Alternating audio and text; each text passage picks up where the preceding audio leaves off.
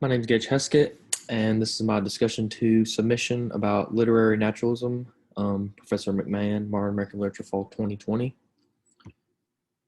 So the first question here, what is literary naturalism? And in kind of my own words, I think it's a style of writing that uses realism, so it's a part of realism, and though not just nature itself, but also what can be seen. So it's just kind of a writing that explains, the physical aspect of what's going on instead of just, you know, just writing it. But naturalism also applies scientific theories to study the characters in the story. So it kind of goes into the more scientific, psychological aspect instead of just kind of explain what the character's going through. They kind of go scientifically and psychologically, with what's going on. It is a philosophical take instead of realism, which is more literary technique. So obviously it's not stating what tone it is, mood it is. It gives you, you know, philosophical, psychological, like, just kind of in the scientific aspect instead of just stating the techniques. This concept is used also to highlight inner struggles and man's fighting its nature, which is kind of the main idea of the story that I included in my assignment. So I'd picked Jack London's To Build a Fire. And the story is about a man battling the hostile environment of the Yukon and fights for his life against nature.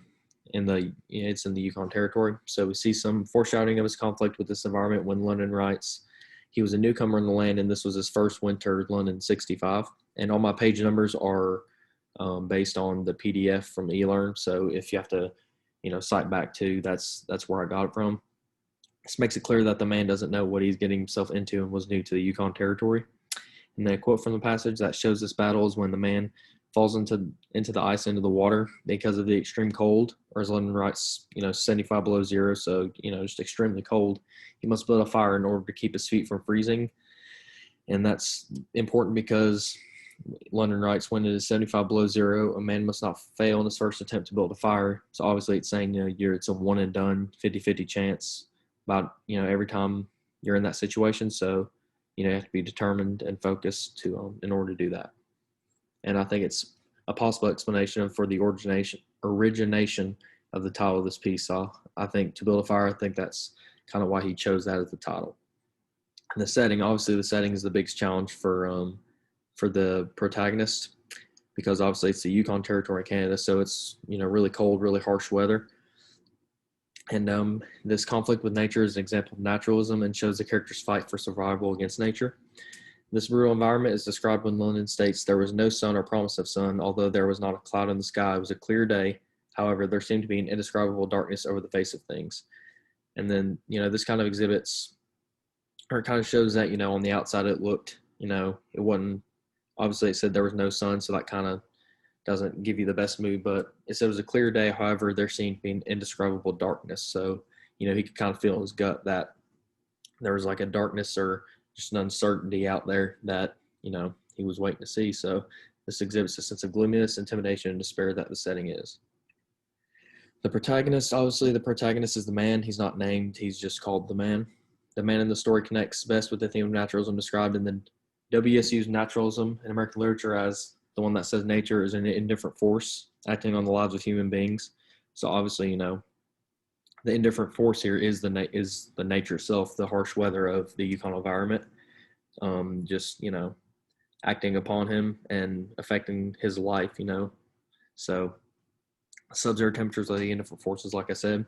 And then another theme this protagonist can identify with is survival, determinism, violence, and taboos, key themes. The two that kind of jumped out were survival and determinism, obviously because he's trying to survive. That's his main struggle in this the story.